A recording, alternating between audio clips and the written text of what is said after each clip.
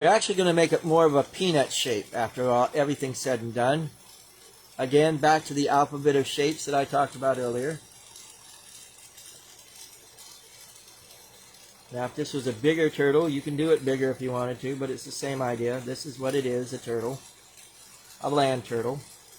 And every person that I've taught came away with a turtle. It may not have been it may look like an evolved, evolutionary, coming from another dimension turtle, but every single one of them, the person could take it to a friend that didn't know what he had made, and that friend would know that it was a turtle. That's the idea. You're trying to get across an image, and if they can accept that image as what you were trying to make, then you're on the right track.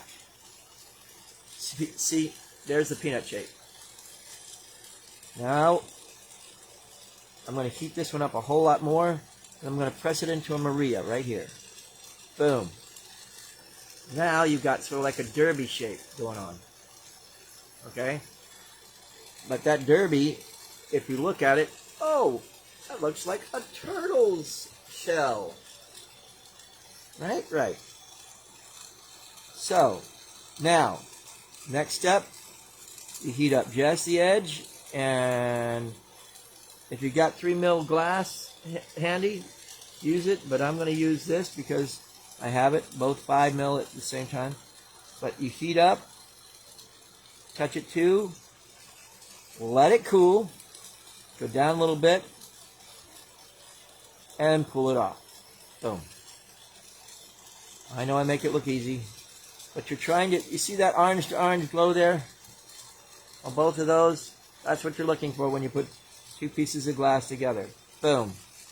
Let it cool, go down, heat up a little bit, and pull it off. Now this is another thing I teach, which is what I call the DQ swirl. I'll do that a little bit more on this next one, so that you, or exaggerate it a little bit more on the next one so that you get the idea. Don't worry about these not being long enough. They'll all be the same length in just a second.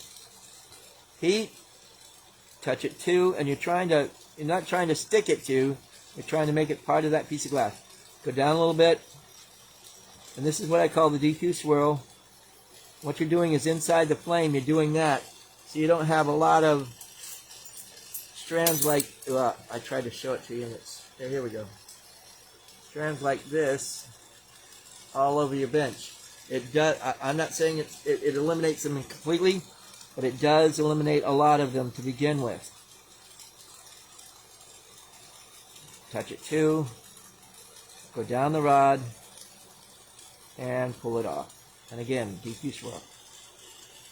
Now, next step. And I usually try to keep them even, and it doesn't matter. You can see what they look like right now.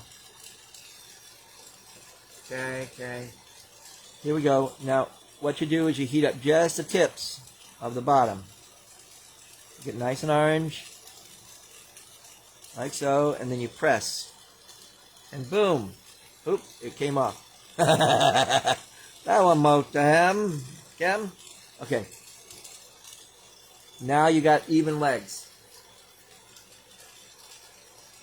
Now, I usually pick a front and a back at this point because you need to put a head between two of these legs and a tail 180 degrees from there. So here we go. This one is going to be where the head is. And the head I usually touch it to, and it's a modified leg, and then I heat it up a little bit, bend it up a little bit, let it cool a little bit, and pull it out. And there you go. You got the head. Now you got to put the tail 180 degrees from the other one. Now again, the two legs are there. You just got to be very careful and touch it between and just pull that out into a little bit of a point. Yes, I make it look simple, but I've only been doing it for a lot of years. Now, if you also have a color glass that you want to use, this is a good time to use it for the eyes. Just a little accent. Everybody looks for the eyes. They are the windows to the soul. and people always look for eyes. This is what should have happened after that. You tap it, you bring it up to the flame and fire polish the back so there's not any sharp edges and it's nice and smooth. And now you go one turtle. Now you can smooth things out. That looked like the back of the... There we go. There. It's a little fire polishing does wonders.